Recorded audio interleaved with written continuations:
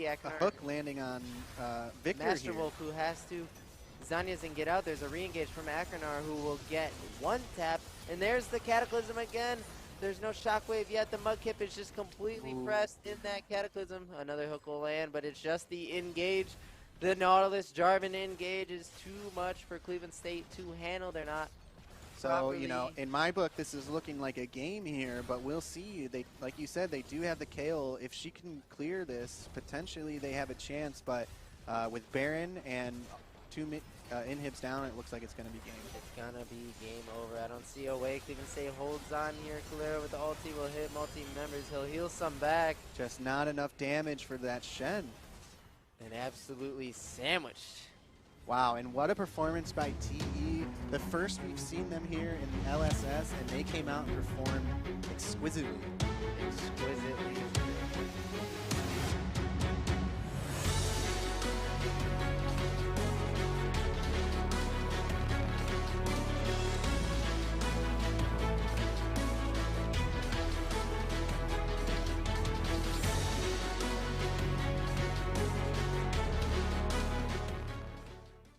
Through champ select, and she is then going to be aware of her 2 items spiked here. She will go probably a Naster's Tooth and a Rift Maker, which deals true damage over long periods of time. And the Naster's is just nasty on hitting. Kale is just really overtuned, so she's a walking win condition and perma wave clear. Another thing on Kale, if the enemy team takes an inhib early in the game, it's totally fine. Kale can kill super minion waves like their normal waves, so you have so much wave clear and late game scaling just in the Kale pick, as we see both teams on the bot half of the map possibly looking to scrap here early. I like the team with the Nautilus for this, especially because we see Cleveland State a bit more split, so I wonder if this early game invade is going to result in anything. Another champion we're talking about is Samira, so while I mentioned, oh, wait a second, Akinar will be locked up by the hook, forced to take W, flashes away, no flash to follow. That is great. The fact that he gets out there is good. Yeah, okay, the flash is down, but it could have been worse. It could absolutely have been worse, and I'm surprised there wasn't a flash follow and an ignite by any of those players, but they'll go ahead and take that Recon flash and maybe revisit in the next 5 minutes as we see the junglers here both starting on the bot halves of the map. So let's take a little more of a look into these comps while we get the chance, since we didn't get champ select. Victor, like you said, is really strong right now in the meta. Is that due to the mythics or due to the changes that happen to Victor? If I'm not mistaken, they did make changes for Victor, such as like the way his Hex Tech passive works. Yep, but I'm not exactly sure. If you could explain that to us a little bit. Yeah, that's definitely it. Just removing the gate on Victor of having to buy that Hex Core and upgrade it and everything.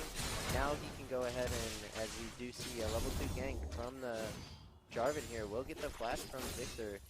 Definitely very important because he can revisit that now for a pretty reliable gank. Yeah. But yeah, just not having to build that Hex Core item I think was the biggest thing for Victor, and he's able to rush a Mythic if he wants. And now we see Orianna putting on the pain but taking a turret shot, so bit of a trade there. And yeah, it's also the items try. It's both because the Rift Maker is really here we good on go. Victor. Another little trade, a good hook from Nautilus onto OG Mudkip here. I do like the Xayah Rakan combo, but again, like I don't know where that stands in the meta here. Versus something like Nautilus, because right, Nautilus is just going to build the Sunfire, and once he's hitting that point, when he gets that hook on you, you're going to be in trouble from his combo lockdown with his shield passive. While he's got Sunfire going on, you is going to smack up. Oh yeah, it's gonna smack, and the more meta bot lane is definitely the Samira Nautilus. Samira has, as we see, Jarvan visiting top, scrapping it out with Cool Arrow in the top lane, but no kill as a result. So Kale is just chilling.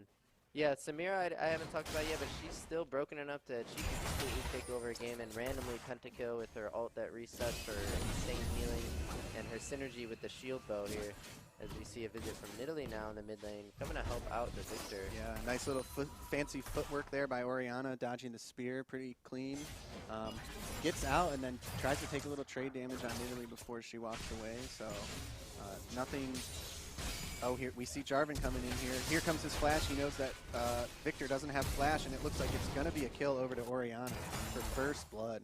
Both flashes here from jungler mid. It's because they got the Victor flash earlier. They knew that that was able. Oh, okay. And Nidalee coming back. She says, "Nah, you ain't getting my mid laner for free." Nidalee with the trade kill back onto the Jarvan will even things up, and now it's a battle of the wave state. Who could fix their wave and get a crash here? I think Nidalee can win this with double buffs, but it's not like he wants to dive turret. Spear will land. He goes for it with the flash, and it's enough. And he gets it. Trade. Woo! I was thinking to myself, whoa, that is greedy.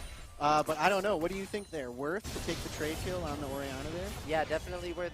The most important thing is the wave state. So Victor gets a crash now from that, and now he gets a bounce back to him, and he can safely farm those minions without the threat of Jarvan. If Nidalee were to just walk away there, Orianna could maybe set a free, but we see Jarvan returns. We are watching a absolute fiesta take place in the mid lane in the first 4 minutes here. And Nidalee running straight back to mid. There was no crash, so Nidalee needed... Oh, Nidalee died. Yeah, Victor needed to clear that wave and get a bounce before Jarvan showed up. But Jarvan too eager on the play. And he recognized that immediately and made his way right back to mid lane to punish the push.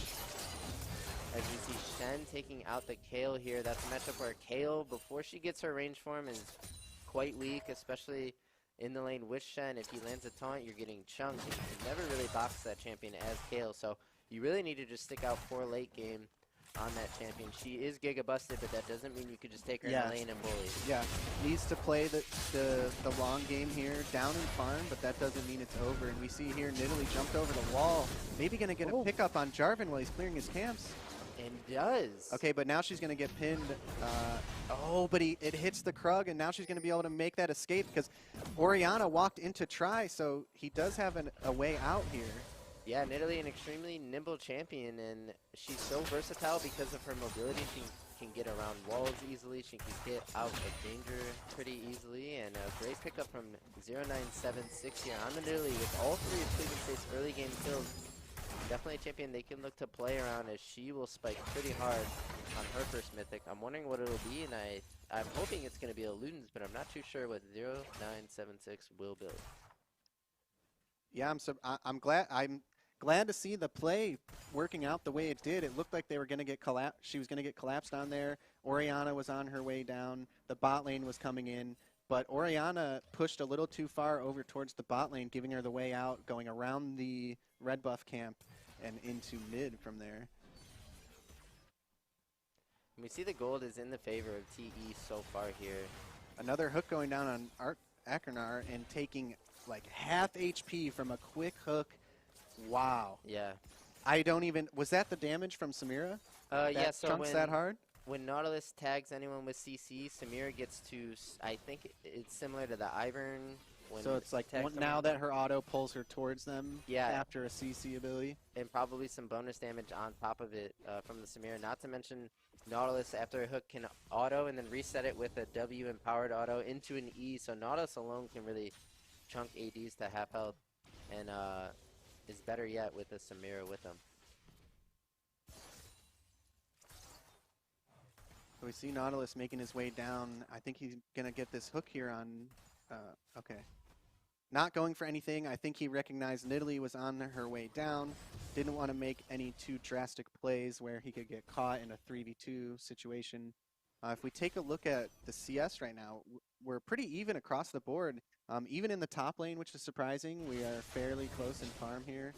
We do see CSU taking the dragon, but it looks like it's going to end up going over to TE because they were chunked and have to back out. Yeah, Shockwave missed, but we see Jarvan with the answer play. They know Nidalee's on Dragon, right? So Jarvan is able to take this 2v1, but Red Team will go ahead and trade over the Drake and possibly look to fight, as we see Nidalee here kind of in control of this river situation, will execute the Nautilus and is off to a great start. And good job by Cleveland State here securing that Drake with the numbers advantage, but if your cool arrow and your wave is bouncing, you need to be aware of the presence of Jarvan on the opposite side of the map. If Jarvan is not at Drake, that should be a warning sign for you as well. You know, we lost vision of Drake as we looked up at top lane for the play.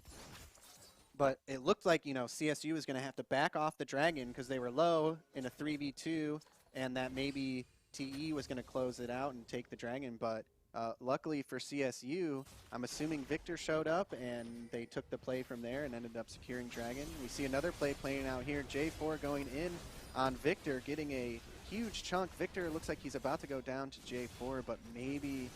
Okay. Nidalee kills the Jarvan and wins the situation. Just the power of this Nidalee pick here. She'll have the execute damage on the Shen as well. He probably will go down. I don't... Well, spear misses. Yeah.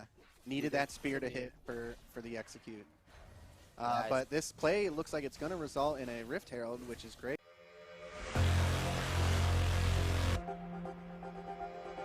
Our first match of the day will be our consolation match between York University Esports and Kent State University Esports.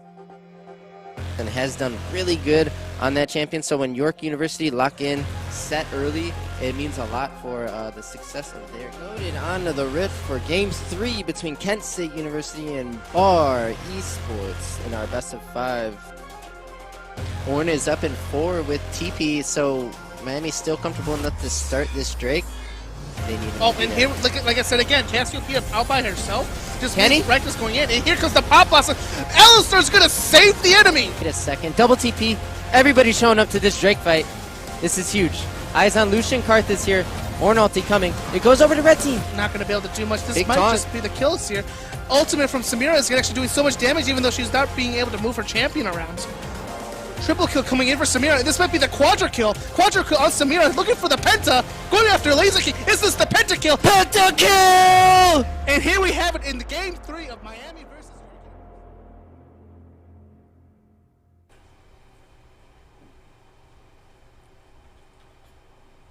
Good morning and welcome back to the League Saturday Series. I'm your host, Holy Boxers, coming to you live from One Life to Play Gaming and Esports Lounge in Parma, Ohio. Now today we have our 3 qualifying teams coming back to compete head-to-head in a round robin to be seeded for LSS Season 2. Our 3 teams today will be Mad City, Mingos, and Glacial, with our first game being Mingos and Glacial. Now, I know these teams have played each other in the past in qualifiers, so hopefully they've come prepared.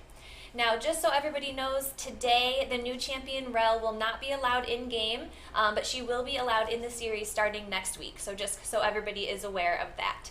Now, if you're a little bit bummed out because your team didn't qualify or you didn't get a chance to play in qualifiers, do not worry. Next week, we have our last chance qualifiers to see who our final team will be for the League Saturday Series Season 2. Now, Season 2 officially starts on January 2nd. But today will be a nice little sneak peek into how our season might look with these teams, because these will be teams that are in our Season 2. Now, I know that our guys are ready to be back on the desk after being gone last week. Diddy and Trifolge, welcome back. Let's get into it.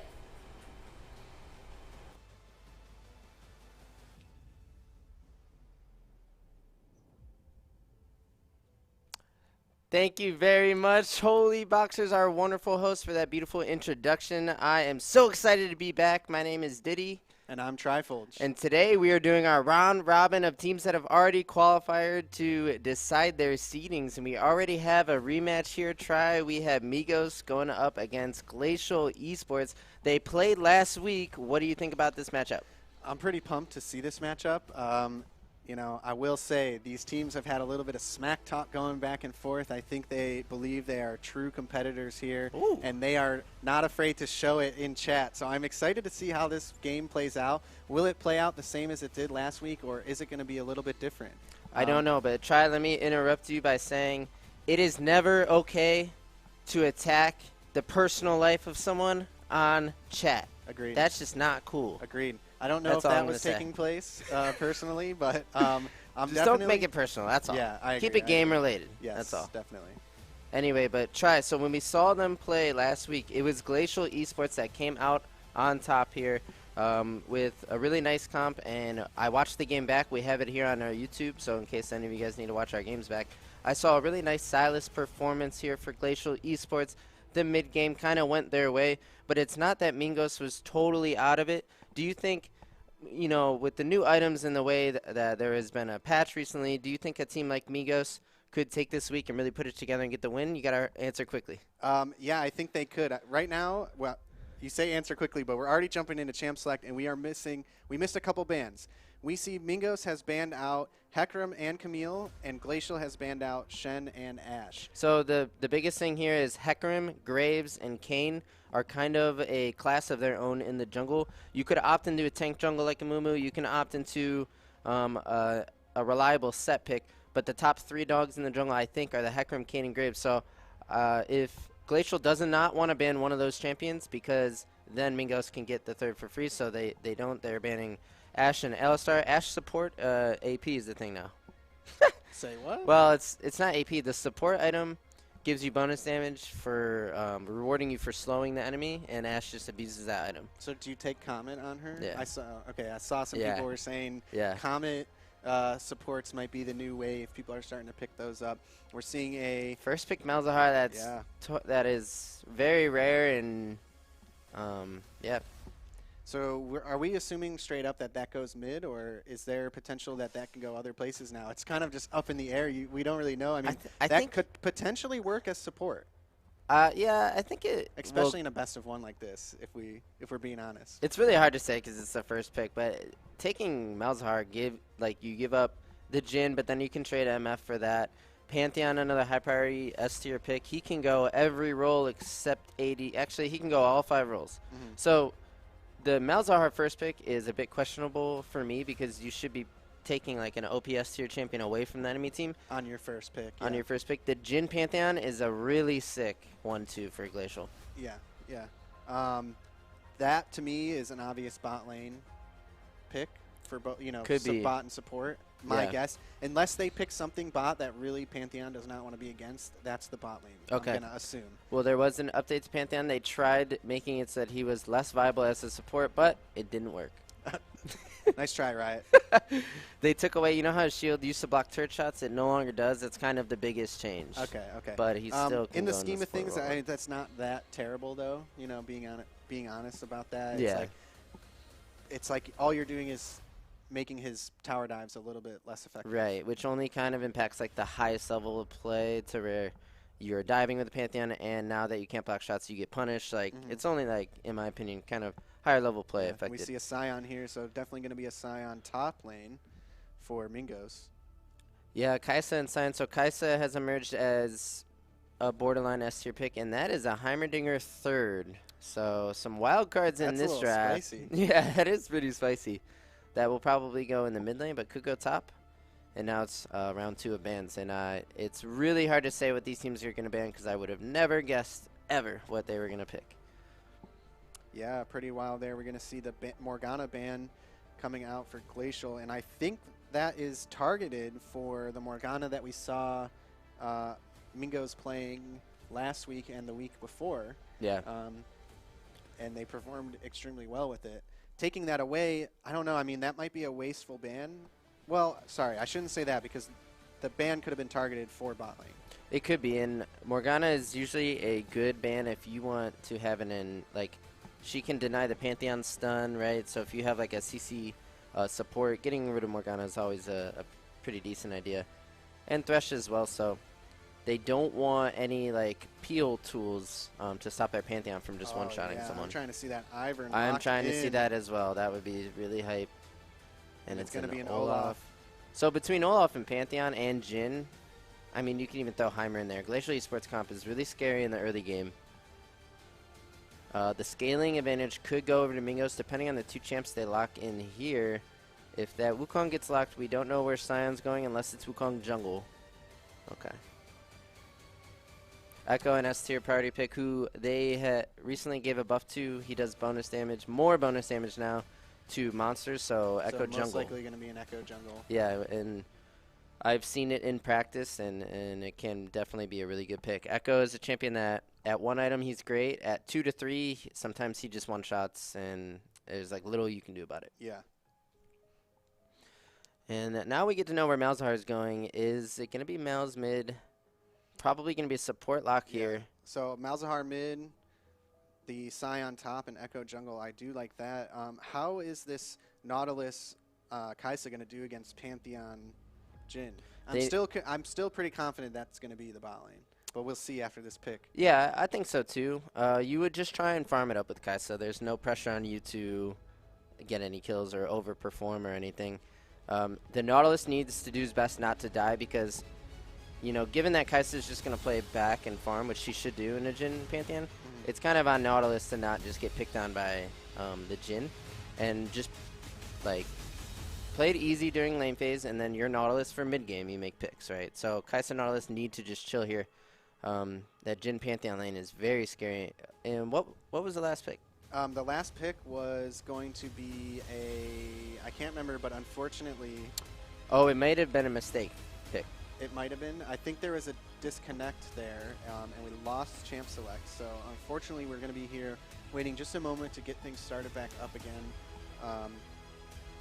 Team 1 was Sion, who in the jungle? Echo jungle, right? Malzahar, and bot lane was Kai'Sa not. Yep, and then the other team was it was Mordekaiser was last pick. Mordekaiser Oh. top, Echo jungle, Olaf. Olaf jungle. Then it was mid Donger. Heimerdinger, Okay. Jhin, and Pantheon. Pantheon. Yeah, so really scary bot lane coming out from Glacial here. But I actually think the composition and the team fighting advantage in the late game would actually go over to Mingos. I think they did a good job rounding out their comp. I didn't love the Malzahar first pick, but at the end of the day, you have a mage in the mid with nice reliable CC, a tank in the top lane. Your jungle is an AP assassin that scales, and your bot lane scales like crazy. Yeah, and that Malzahar pick first, like, kind of in a way threatens things from happening because there's certain characters you just like don't want to pick into Malzahar. Yeah. And maybe that the player they were picking Malzahar to prevent certain picks from, you know. Okay. I did not do my research today and just check what these players play. But for all we know, maybe Malzahar was a great pick into what their mid laner mains. Right. That was like, they just knew that, okay, if we take this first, we're restricting him from playing certain things that he's really good on. Gotcha, and I do believe Glacial Esports mid is like Master Plus. Grandmaster, I think. Oh, Grandmaster mid laner. So, yeah, they're going to opt into, okay, we're going to put you on Malzahar, a safe pick that's going to be reliable. We might as well pick it first to maybe deter some like fighter picks or something like that in the mid lane and not show what the rest of our team is showing. So, I think that's a good point in hindsight. It does look like it did make some sense, and I will say again, I do like Mingos' comp. I think if they can get to the mid to late game team fighting stage, they could easily destroy Glacial's comp in a team fight. I think the challenge is getting there through this Jhin Pantheon, Olaf, those 3 champions, insane in the early game. Yeah. And again, the Heimer, if he gets in the river before Drake spawns first and gets time to set up his turrets, it's really hard to walk into that team at that point. So it'll be up to Mingos to finesse their way into the late game and look for the win that way. Yeah, I'm trying to see some finesse. Last week, if I'm not mistaken, we had Glacial Esports beat out Mingos. So, you know, this is their chance. Does this draft give them the advantage they need to take this win from Glacial? I don't think it does, because if you give the better team more tools in the early game, that's most often going to result in a win. I think if you're battling a team that is above you or a team that has previously beaten you, I think you need clear and reliable early game options to get yourself a lead to play with. And if you're just going to play the scale game against a team that's theoretically better than you, then I think it's taking a risk. They're going to exploit the things that are weak. That's early, right. And it's going to be hard for you to scale into that late game. Definitely. So eyes on, again, the Jhin Pantheon. I think it's just super important there. The Drake pit's right there, right? So theoretically, Olaf should be able to stack Drakes this game with the support of that lane. But we're in spectator delay, right? Yes, we are in spectator delay. So what we'll do here is head you guys over to a break, and we will see you guys back on the Rift.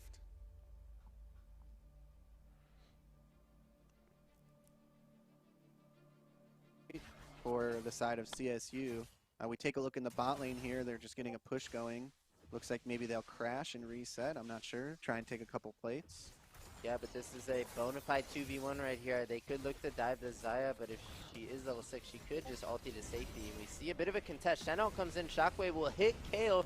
Kale is under pressure. 0976 on the Nidalee looking to execute. Blue team will steal. Nidalee has to flash over the wall, and they will have to give that Herald over. A great response play by TE with the Shen ulti, sending members in to contest that play. And now Cleveland State have to split objectives, Cloud Drake for Herald instead of getting both, as we see Rakan with the counter engage in bot lane. Mudkip looking to put the damage down. Nautilus forced to walk away, And as Samira ramping there, they Cleveland State spot lane did not want to continue.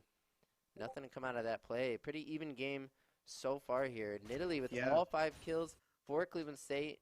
Kill gold spread across the top side of TE. We have ourselves a banger here. For we game do. It's only 1. about a 900 gold lead here with a Dragon for CSU, but Rift Herald for TE. So, like you said, a pretty close game, and I'm excited to see how it plays out here.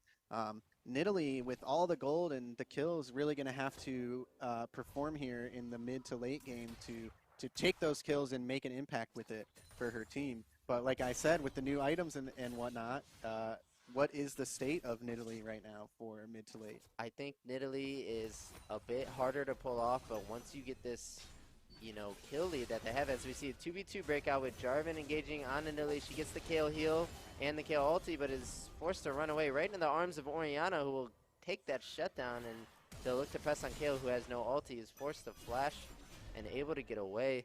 I think Nidalee is harder to pull off in this meta with so many tanks going around, but what I was saying is if you can get the lead that 0976 has gotten, it is doable. You see he has the Night Harvester. His mythic is completed. He's the first champion in the game with a mythic, so eyes on him. So explain to us the Night Harvester a little bit, because I would assume I'm not the only one who is still lacking the full understanding of the new items. Sure, the Night Harvester gives you bonus damage on abilities landing, I think maybe just on champions, and a bit of move speed. As we see Shockwave hit mid into the Jarvan EQ, that's a dead Victor. He will go down. Orianna off to the races here with the help of the Jarvan. But Night Harvester basically just bonus damage and move speed on abilities hitting. So the Nidalee Spear hit, 0976 will get some move speed as well, but it's not enough to deal with these two champions here. Yeah, at the very least, she does get the Herald, so not going to lose tower here off of the kill they got on Victor, which is great. We do see J4 looking to clear some wards in the river. He's about half HP, but it's not a good scenario for them to be trying to make any sort of plays in. Shen ult looks like it's coming up here in, maybe the next 10 seconds. And a really nice Jarvan EQ into Shen taunt. Will dive mid lane and kill the Nidalee that was there just covering for XP. Nidalee too low of HP, not enough mana, and no flash. Makes that a pretty easy play. And this Jarvan has been incredibly active, not only setting up his Orianna, but chaining CC with the other members of his team to lock down 3 kills. So we see J4 here making his way into bot. Probably going to try and make... Welcome back, everyone. We are here. We are live. We are locked and loaded in for our only game today. Winner of this game here between Mingos and Glacial Esports will have the higher seed in the League of Legends LSS here for One Life to Play. We already have a scrap.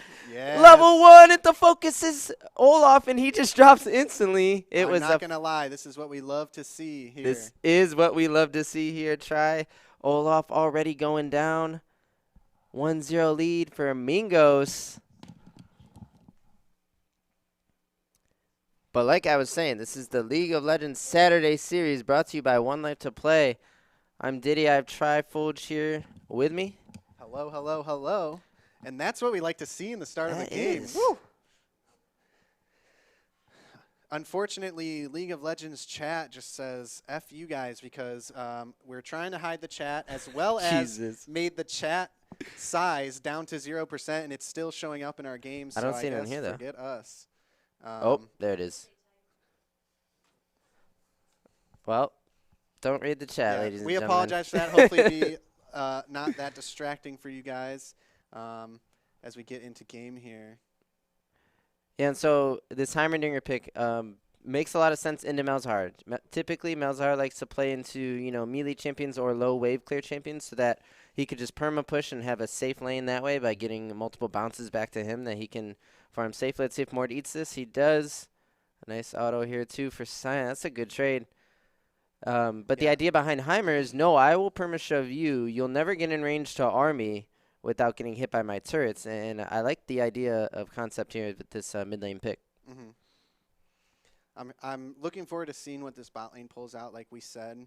When you're playing for the scale against a team who, on paper, we're saying is potentially better than you, that you lost to last week, a bot lane like that is very volatile. Okay, if that as they scale into the early game, if the Pantheon Jin can land combos onto that Kaisa, you could say goodbye because they're going to really struggle in lane after that. Oh, for sure. If they fall behind and miss, for example, if they were to get dove and miss this wave here, it'd almost be an unplayable game for Kaisa, I think. And we do see the Jin and Pantheon are getting the push and a bit of chip damage here, but Kaisa and Nautilus playing the lane par for course so far. We see a Mordhook landing on Sion could mean a bit of damage here. We saw them scrapping a few seconds ago. Pretty even lane. Sion usually does well into enemy opposing tanks, but Mordekaiser is a Conqueror tank that will heal on you, so really interesting 1v1 matchup there. I'd like to see how or what a Mordekaiser one trick would say about that matchup. Yeah.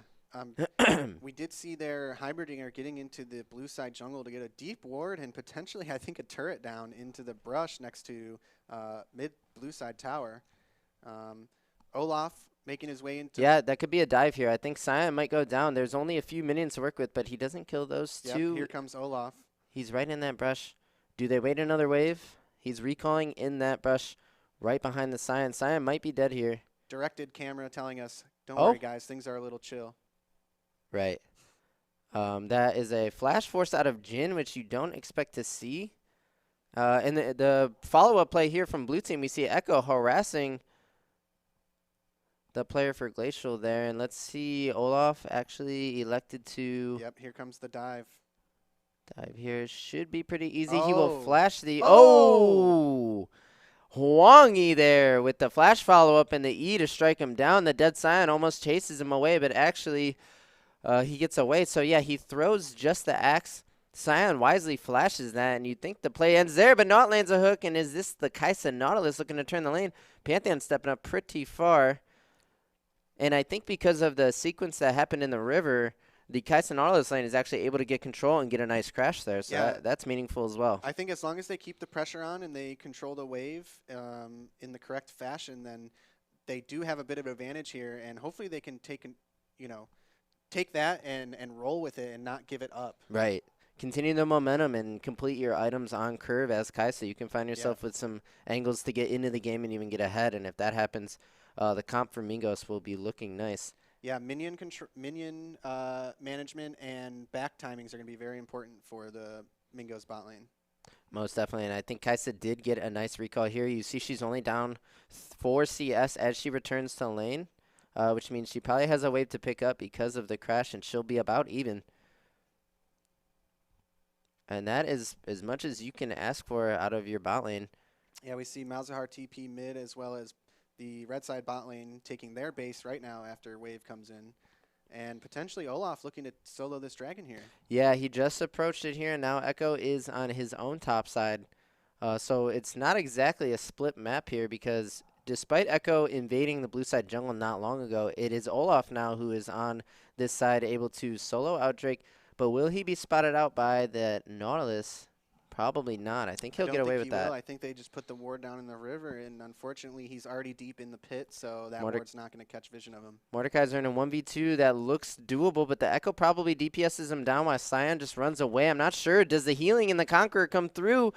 Echo with some burst damage gets soaked by the shield. The Sion decimating smash. Darn. And you know what's so ironic about that is it looked like he was so close to being outside of the hit range for that. And he still got tagged. But what a valiant effort right there, because that was so close for him to be able to pick up 1 for 1. But unfortunately he goes down. Yeah, I got to say, brave by all 3 players. Yes. Because the Echo was looking like he was in trouble. The Sion was obviously really low. And it was the Mordekaiser who looked like he was going to 2v1 that. I've seen it done many times, the Mordekaiser. That fat shield soaking the Echo passive damage looked like the right play, but it ended up being the decimating smash taking him out. And we got a game on our hands, Try. This is not like last week. Last week when these two teams faced off, I think it was fairly one-sided for the side of Glacial. As we see Echo will get stunned on Olaf. He instantly ult starts smacking away, forcing the flash. Can he take the blue and get away with it, or will he get Malzahar ulted right here? He must go down now. And that's blue team Zulfer here. But they'll face check a Heimerdinger, who drops his combo, does a lot of damage. Kaisa Nautilus in a 2v1. Jin, no flash. He is as good as dead. Goes over to Humongous. And we have a continuation here. Wow. I love to see a Fiesta play like that. They are catching Olaf in the jungle, taking red buff. The whole entire team minus Scion, or Scion was there. Woo! Woo! The whole entire team converging in on that red side, or the blue side red buff, taking down Olaf, and then the pick on Heimerdinger did Jin not as pick well. up anything there, but the camera moved. I wasn't sure if he picked up the kill. Oh, right. But that means red buff going over to Malzahar. Malzahar picking up a kill with his ult there. Yeah, so as Olaf, like, you use your R to get out of the Echo Stun, but you have to be aware of Malzahar, too. So they patiently wait out that Olaf R and then drop the Malzahar ulti, and he was dead. And yeah, it was just a greedy invade, I guess, for that red buff. Maybe expecting Echo to be split map looking for Herald, because when Olaf takes Drake and Echo then ganks top, you would assume Echo would maybe invade Olaf's top side and look to make a Herald play. But Echo actually recalls, goes into his own weak side, and catches Olaf with his hand in the cookie jar, resulting in a really nice play win for Mingos. Yeah, someone should have told Olaf that you need to be careful of when you're trying to grab cookies. You don't want your parents to catch you, and he got caught right there. Yep. Red-handed. That was like getting caught by grandma. Yeah, spanked his ass.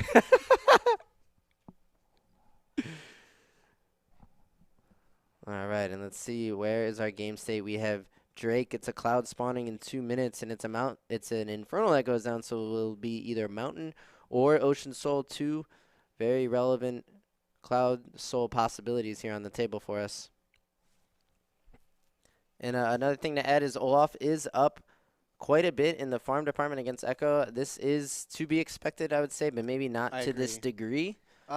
It all depends. I mean, you did say that Echo did get some buffs against monsters, so his clear should be a bit better. So I guess...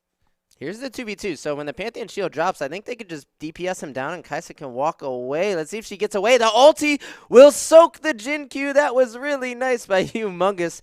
And now that is a 1-for-0 where Pantheon is now dropping in the 2v2. The implications that has on this game is actually huge. Yeah, now we see Kaisa is 2-0-1 with 150 gold bounty, and Mingos is up 4 kills. Yeah. So, you know, we were thinking that bot lane would go one way, and it looks like it's going the other. So, like we said, as long as they keep this momentum, they keep this control, get good back timings, take control of the wave, I wouldn't say it's over. I think, you know, with the right scenario, Jin and Pantheon definitely could still take this Kaisa down. But with the way Kaisa's playing here, very methodical, playing well. That ultimate was great. Yeah. As long as she keeps it up, it's going to be very difficult for them to get back into this game as Kaisa scales into late. Exactly. And Kaisa's one of those champions where when you play against it, it's like if the Kaisa is insane and plays absolutely perfect, there's kind of nothing you can do, right? She does every mode of damage. She does a ton of AP, a ton of AD. Can Giga Carry, has Invis, has a shield, has a dash, has poke, has DPS, has burst, right? But it's all up to that player.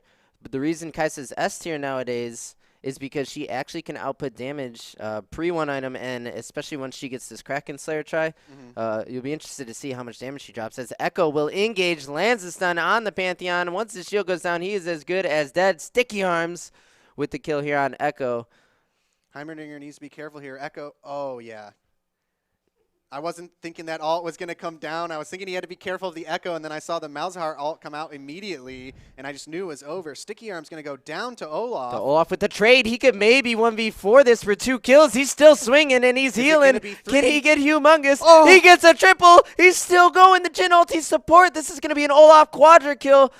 Oh, there it is. God. Hwangi. Play the Olaf quadra kill in practically a 1v4. We had Jin ult coming in from right field, but that did not matter because the Olaf was just spanking those guys. He said, those are my damn cookies, and I'm getting them whether you like it or not. He went in Grandma's room and took them out her hand while she's watching the soap opera right there. As we see a 2v1 here. Here's the support roam top. The decimating smash will go wide. Here's the stun. I don't think they have the damage even with the hook. I think that Scion is shilling here. And, yeah, no play as a result. But try that Olaf play was before he completed his Gore Drinker, which he absolutely has in the shop. Imagine a Gore Drinker, AoE damage, and healing in that scenario. Yeah, that was huge for the game here. It's bringing the game closer together. It's 7-5 now. But gold is looking like Glacial is up in gold by almost, 1K -ish. gold up. And Olaf with a 450 gold bounty.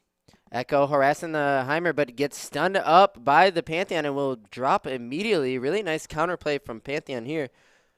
Yeah, I like what they did there was like potentially it looked like Malzahar, was kind of open there as Nautilus was coming in. They didn't get too greedy.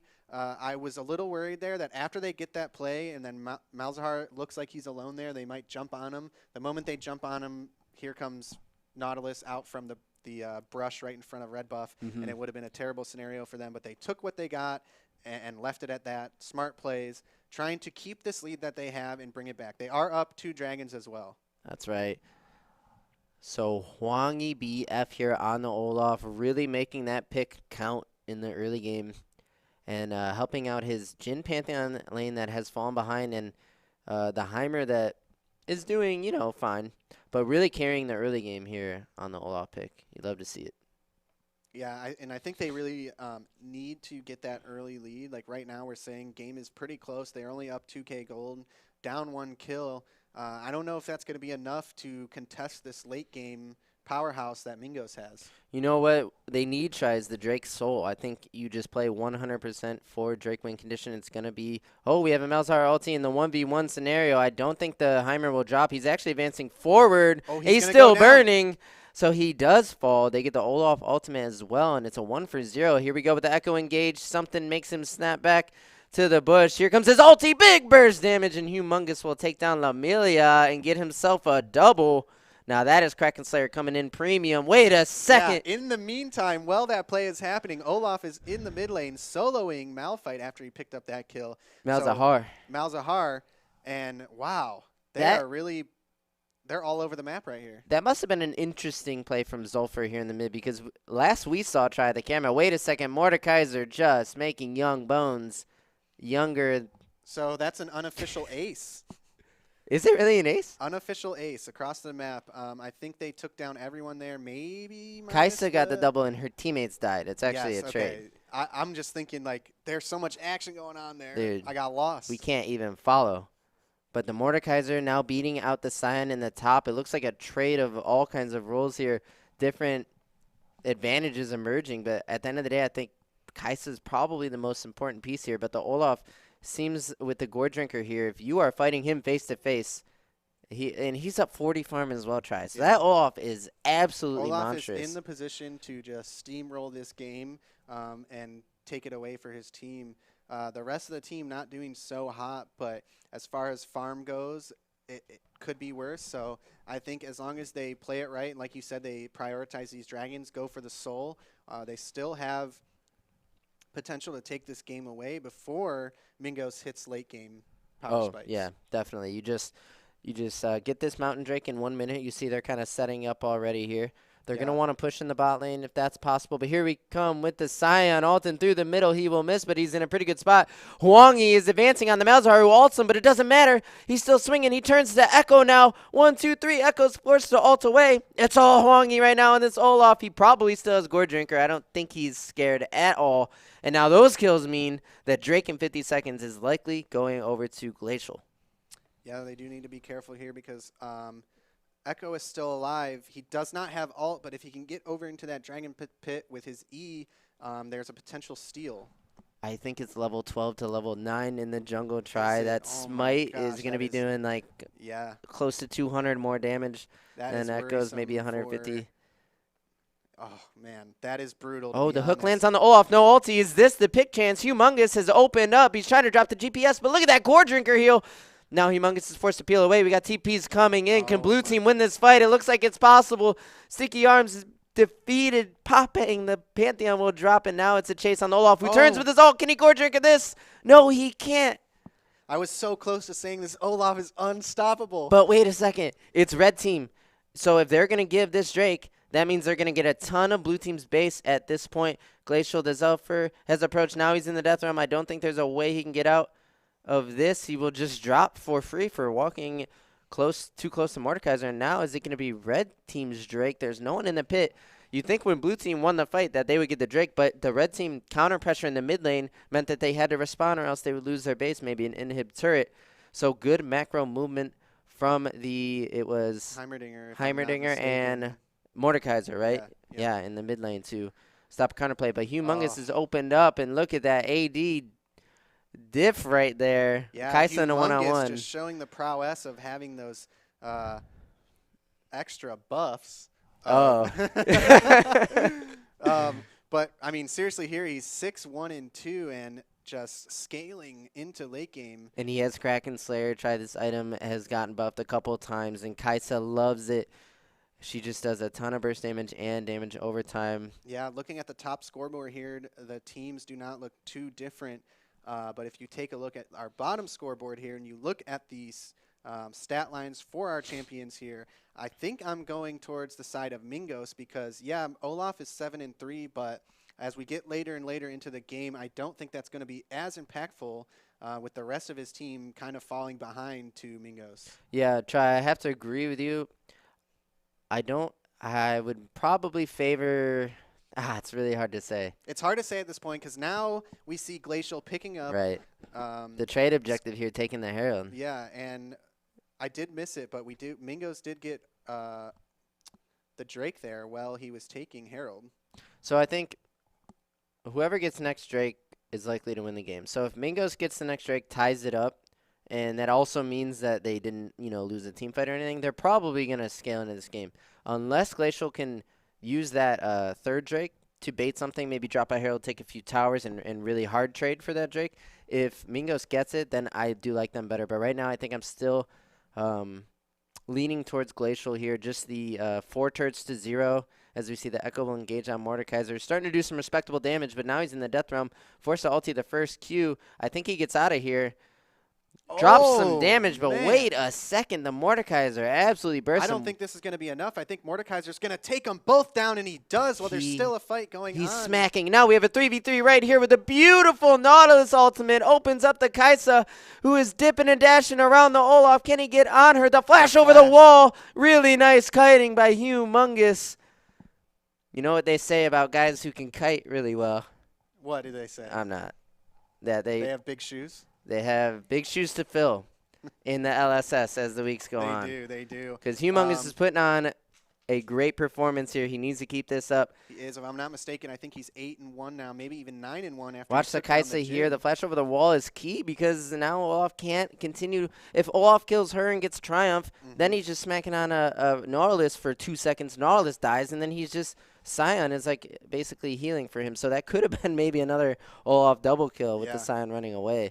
But like we said, I think the Kaisa is starting to take off and Olaf starting to slow down a bit. And really right there, he was in a scenario where after his teammates went down, there's not much he could do. And Kaisa's just whittling him down until he dies. But the Nautilus ultimate made that happen. Like, if not for that beautiful Nautilus ultimate. It's a 3-man ulti. Right. Then it could have been a completely different play. And look at this Echo burst. He will go right behind the Pantheon as he's shield up and bop him. But eyes on the Mordekaiser here. He's an absolute monster. He's going to force everyone out. Here's Olaf ulti, trying to get on Sticky Arms. Sticky Arms runs away. The Echo needs to be a bit crafty. He'll ult back, but some of the red members were ready. So we did see the Kaisa heal there, save Nautilus from the Jhin proc, or the Really Q. nice then. Yeah, and Echo gets away clean too, so. Oh, and he's going right to start Baron. Is this the correct play here? Yeah, I think they can kill it. Like, Baron is so easy to kill this season. It's insane. So you have Heimerdinger damage, and Olaf can heal, and, yeah. I don't think Blue Team. I think Blue Team is becoming aware right now as they're making their way in. The rest of the team is mid, making their way contest. towards River. They should be happy they spotted it out. Olaf has to make a decision here to stick or to run. Down. Here comes the red TP. If that's the Mordekaiser, they need to be aware of him. They can't let him on Kaisa. He has Kaisa in the Death Realm. This is massive for the fight. Oh, Kaisa's gonna go Multiple down here. teams are in the Baron pit, though. Blue team gets it. Kaisa goes down, though. So they probably want to just get it and run. But red team members are so low. Young Bones coming in. Here comes Scion. He gets the ulti. He drops the Pantheon. Is the Echo damage enough? No. Echo instantly drops the Jhin damage. Without the Kaisa, they can't fight, and they're learning that lesson here. And that's kind of an even trade. I mean, Baron goes over to Blue team, but they lose two of their most important members. He's putting some vision down, being greedy. I think it's going to cost him his life. Mordekaiser just completely burning everything he walks into. And he does. Scion getting picked up by Heimerdinger. This game's a banger. It is a banger. He went over into the.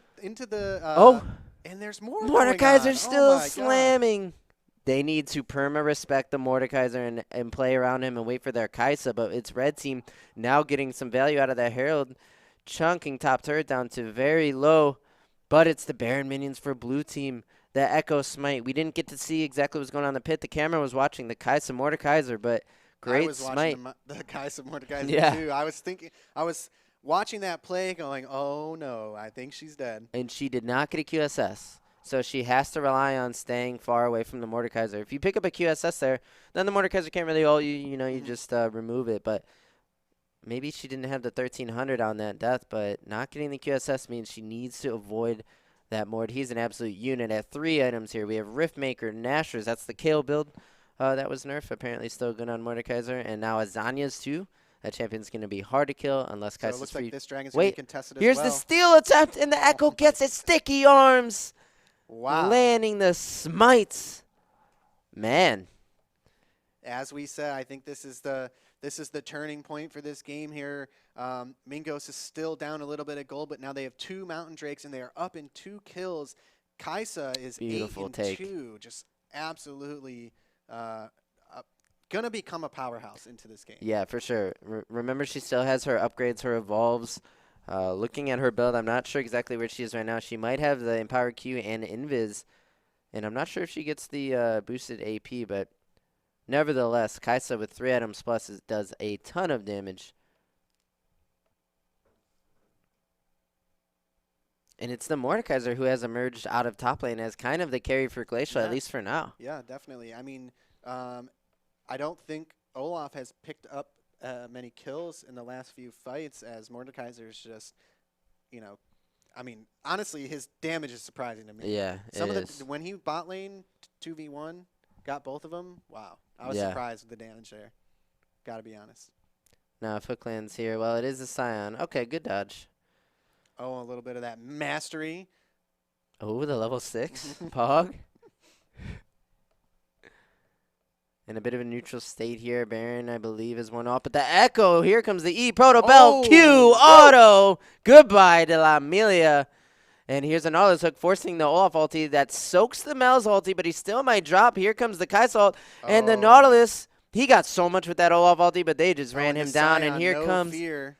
Scion just with that ulting. level 6 mastery, he says, I don't care about these towers. Is he going to take him down here?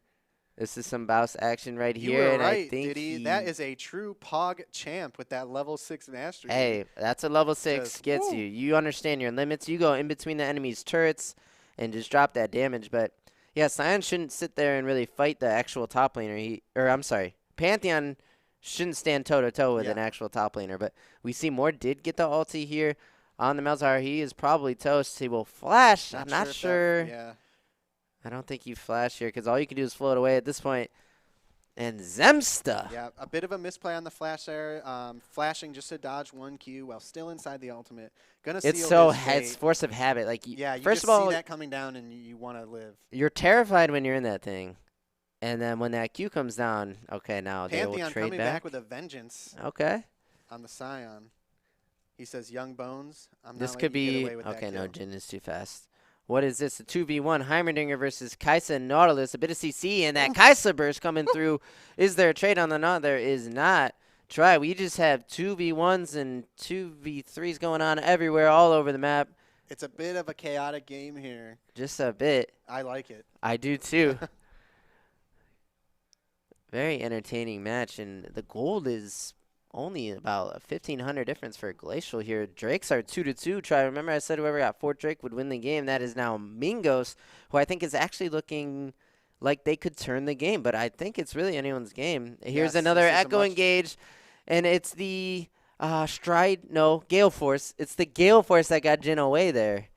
Yeah, I think this game is much closer than we expected as it was playing out in the early game. It seemed like it was really going to go one way, and then it seemed like it was really going to go the other, and now it's, it's anybody's game at this point. Oh, don't walk into a Mordekaiser. You might be as good as dead. How crafty is Echo here?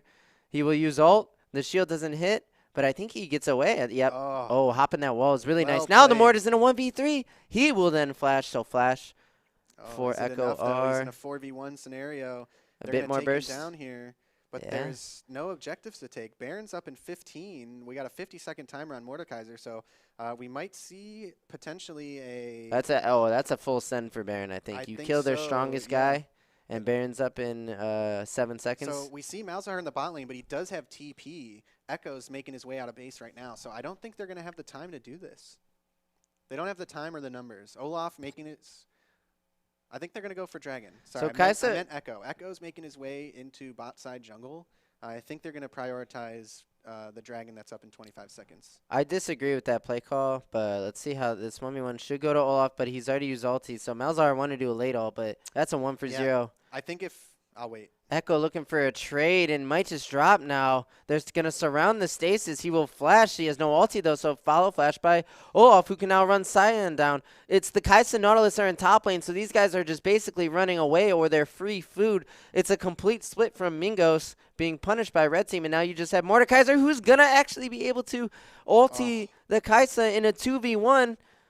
And that's a mismanagement from Mingos. He could maybe even walk this Knot down. Knot's going to have to play Spider-Man. It's not. He gets him with the Jhin stun. It's underwhelming. I think what they needed to do there in hindsight was... rush the Baron 5v4. As soon as Echo was leaving base, he goes directly to Baron, and once Malzahar finished shoving the wave in bot, he just TPs right away. Yeah. 1,000%. You killed their strongest member in the Mordekaiser. Just send everyone Baron. What is that Scion skin? Worldbreaker, maybe? Worldbreaker? Because that base he just had was pretty nice. Pretty cute. Yeah. Did it look like Worldbreaker base? I'm a skin to win kind of guy. Yeah. Dude, maybe that skin's you have OP. to skin when you're like gold plat average, you got a skin to win. Oh. But does it actually help you? Duh. What about Faker?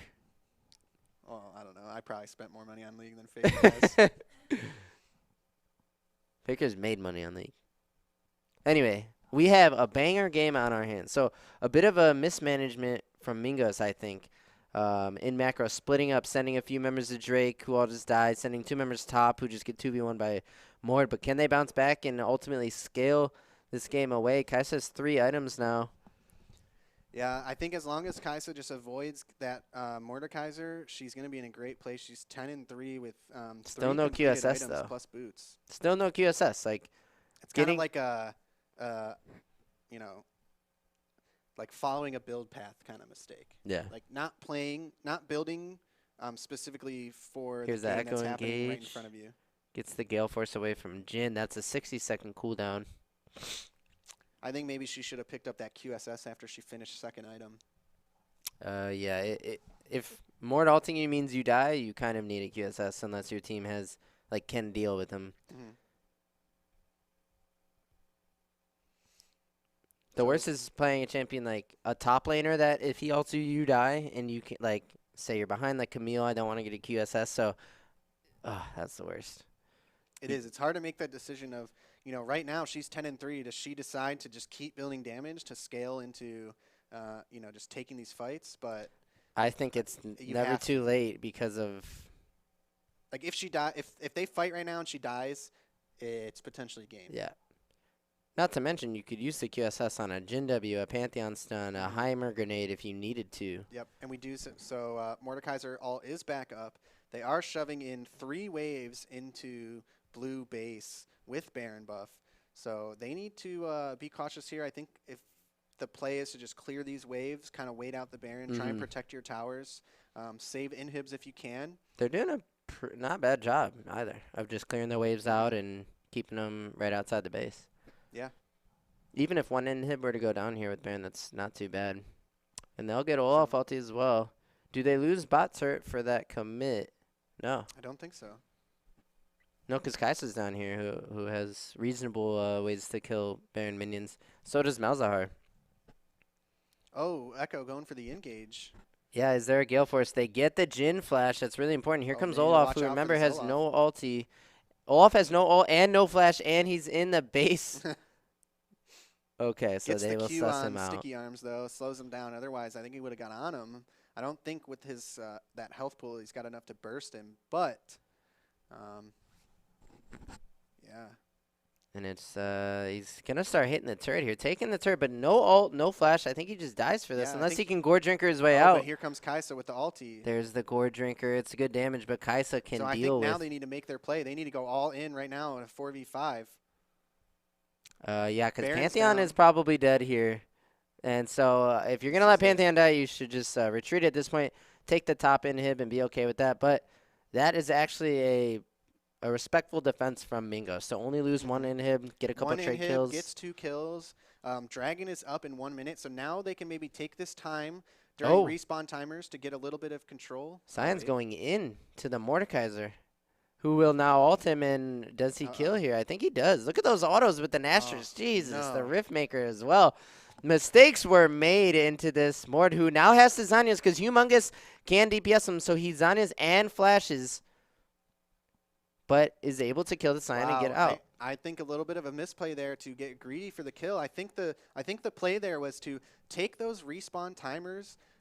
They give you a chance to now get control of your lanes, get the waves pushed out, and try and get vision control around Dragon while you have 5 members and they only have 3. Yeah. Dragon's going to be up in 15 seconds. In this time frame, they could have done all of that potentially and then been ready for Dragon for a 5v5 scenario with control of lanes and river. You said it, Chai. That's exactly right. So what I would have liked to see is you walk them out, basically. Make sure they don't recall and spend the gold that they just accumulated. See if they look for anything crazy. Walk them out and then take control of that Drake pit. But yeah, so now they're in trouble.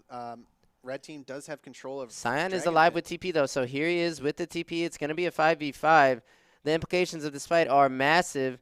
He will start with the Olaf. I don't think Olaf... Oh, wait, it's a 2v1. They'll get the Olaf ulti. He will run away. His flash is coming up soon. Here comes Red TP. It's the Mordekaiser. Sticky arms. The Echo is in the Death Realm. That's good for blue team because Humongous dealing with Pantheon. But wait, he'll drop to the Olaf. Kaisa going down first probably means Red team wins. Heimerdinger has a lot of turrets up doing a ton of damage. Blue team needs to work together. But Olaf's still alive. Here comes the Malzahar ulti, but no team to support. This is a red team fight win. Kaisa dropping early means everything, and now they will advance to Drake and claim their soul. Yes, wow. So what a play there by Olaf. I think, he gave Sion the illusion of, it's going to be a 1v1 as I come around that tri-brush. But in reality, here comes the Mordekaiser TP, and now it's a full-on brawl. Everybody in poor positioning, and unfortunately, Mingo's just going to go down. Yeah, it's all about the Kaisa. She was dealing with the Pantheon, trying to DPS the nearest target, right? But the Pantheon's stun actually put her in a position that other teammates could follow up. Maybe some Heimerdinger over the top damage and like an Olaf axe was enough to kill the Kaisa there. Yeah, so they take mid inhib as well as the bot tower. Kaisa has QSS now. I think a little too late here for her, unfortunately. But Baron going over to red team. Yeah, it's not the first time. No, it is not. So now they have Soul as well as Baron. No inhibitor towers for blue team. I think this is where red team is going to start snowballing into the win. If they keep this momentum up, it's going to be really, really hard for Mingos to deal with it. Kaisa is going to have to play impeccably. She's going to have to be very cautious of when she uses that QSS. You don't want to use it too early. If you use it in a scenario where you're not going to die and then you get Mordekaiser ultied, it's going to be game. I definitely agree. Moore did all Echo last fight, and Kaisa still died, though. So she did not have QSS yet, though. Right. There are many threats here. And Try, I think you're right. I think they're going to close this game out. We see Heimerdinger bringing up top, Mordekaiser bringing up bot, and the rest of the team are mid. So you empower 3 waves of Baron minions with only those 2 inhibs up. Should be a game win, I think. Are they going to walk into this This is a nice trap right here. Oh, but Kaisa walking out, she's going to... Opens up on Olaf, does not do much. Olaf playing a little passive there. Doesn't know who's around. Didn't want to commit too hard. I like that bush stack try because I think time's running out. Like, you are facing an inevitable defeat if you don't do something creative. Yeah. And here we go with Sion feels the pressure, will engage onto the Heimer, which guarantees the Q. Here comes Kaisa with a bit of damage, but our Q goes to the minions. Here's that creativity you were talking about. Heimerdinger going down. Now they need to get back to base. Can they 5v4? Echo gets stunned up and killed before you can even ulti, but watch the Kaisa. She has to deal with Olaf. What can she do? There's the flash. Can't even turn an auto or she might die. Olaf is disengaged, but the Jhin with the Gale Force. Auto will kill the Kaisa, and that is probably GG Yes, it is. for Glacial Wow, that was Esports. a really fun game to watch, I'm not going to lie. That was an awesome game. As the game's closing out, it looks like we freeze here, but We're frozen, Zach. wow. So we didn't get to see the Nexus fall, Darn but it, that guys. was a banger of a Yes, game. it was a banger of a game. Tell me about it. That was awesome to watch. I love seeing the action there. It was kind of an all-out brawl as we made it into the late game. Diddy here was a little chilly, so Yeah, the snow is landing on my head. yeah, had to grab himself a One Life to Play beanie. If you guys want to pick those up, you can go to onelifetoplay.com/shop, or you can come down to the lounge and pick them up in person. Let me tell you guys, if you have not been here, you better get here because, man, it's a banger. Yeah, it's Hey, a banger. If you were to ask me, is One Life to Play a bop or a flop, what would you tell me? Oh, that's a bop. It's a bop for sure. That's guys. a bop. And you see we got that One Life to Play drip as well, those T-shirts going out to the players who advance in our league and also available for sale for you guys. But, Zach, or Try, there's too much to talk about that game. It was so back and forth. There was a battle between Kaisa and this massive red team that all kind of built advantages independently, right? Olaf with a triple kill. Mordekaiser popping off. Heimerdinger was... He's not a playmaking champ, but consistently I saw in those fights was doing a ton. So really, team effort by Red Team put a lot of pressure on the shoulders of Kaisa, who just didn't have the supportive pieces and the necessary execution to pull out a win. But yeah, I'm excited to see these teams into the start of Season 2. Ooh, because that's hype. let me tell you, if that was a best of 3, it's anybody's match. Oh, yeah. Yeah, These that's two a great teams point. are very, very close from what I've seen so far in skill level.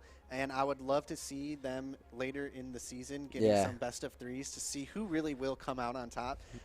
Because that was an excellent showcase for both teams, I think. Yeah, definitely. There was very small mistakes made throughout the match that determined the game. Nobody was, you know, I wouldn't say, like we said, it looked one-sided, and then it looked like the other team had it. And then it was back and forth, and then it came to a point where, like, wow, this is anybody's game. And I really, really like to see those. Makes it much more fun to watch, not only for us, but for the viewer. Oh, yeah. So I hope these two teams had a great time participating in today's matches. And thank you for putting on a good show for us. Yeah, thank you guys. Can't wait to see you in future weeks. And are we passing it? Yeah, we're going to go ahead and pass it over to our wonderful Holy Boxers. She's going to close us off for today's broadcast. Thank you, guys.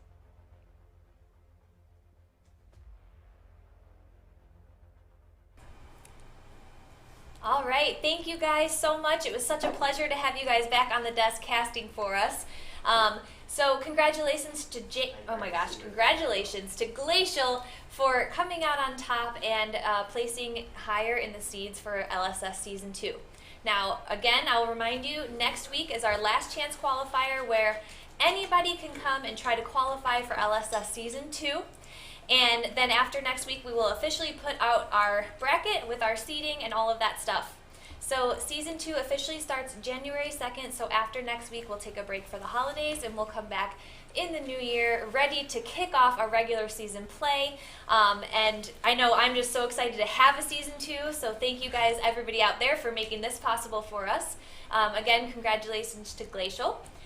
Like Trifolge said, onelifetoplay.com/shop has all of our amazing merch, our winter LSS shirt, which you guys saw me wearing last week. So comfy, so cute, so manly in esports. And beanies and everything else. So go to our shop. Also follow us on Twitter, Facebook, Instagram. Come to our discord.me/onelifetoplay if you guys want to keep updated on all things One Life to Play. And please come back next week to watch our last chance qualifiers. Thanks for tuning in. Okay, I was going to say, he's going to try and make a play off that hook. Hook misses, luckily, and no play is going to be made. He's making his way back into... Oh, he's coming back for more. I'm guessing, you know, here they're really looking to get their bot lane out of bot lane at this point in the game, making their way into taking these dragons and bot tower and get the team, or get the bot lane moved into another lane. Yeah, that could be ideal for them. Although, Oh, boy. yeah, big spear damage here with the Night Harvester. Kind of says no to that Drake thing. Yeah. On a Kind of showing Nautilus, the too. damage. And looks like TE will just disengage from the Drake. And yeah, you want to get your bot lane out of there, but when you have an Orianna that is on her Mythic now spiking super hard, there's actually no problem in keeping the Ori mid with a really nice wave clear. If you're giving her blue buff, she can kind of hold it down. If anything, if the Samira Nautilus were to take bot turret, they would maybe want to rotate into top lane and look to get that outer as well. If you have such a strong piece in this Orianna here in the mid, you don't need to remove that too early in the game. You see another Drake start here from TE. Cleveland State will have to suss it out quickly. Yeah, so this is the sneaky Drake here, but it looks like they are going to get vision of it here, and J4 might have to just dip. Oh, here comes in the Shen ult. Going in with the ulti, getting... Oh, boy, this is going to play out to be a good fight for TE, taking out Rakan there. Yeah, They're looking for more. They may get Xayah here. Shen is pushing towards Xayah. and the Samira ulti damage heals through the Nidalee damage, and it's just a complete wipe for the side of TE. We still have a Shenton here on the Xayah, who probably was not even participating in that fight. No, the whole entire time Shen had her zoned all the way into the back of the jungle, which is kind of what I was focusing on as Samira was picking up kills. And the Jarvan engage here, we're seeing the reliability of the Shen ulti along with the Jarvan engage. Just the pull trigger, you have a Nautilus as well and the Orianna. Too many engage tools for champions like Victor and Nidalee to really play around. They have to be a bit more careful with those skill shots here. TE drafting much more reliable CC in their draft than Cleveland State, and it's starting to show when we have these Drake fights here. Gold's pretty close, but it just seems like TE can pick the targets easily, target focus, and win the fights. Yeah, we're at about a 5k gold lead, and Nidalee now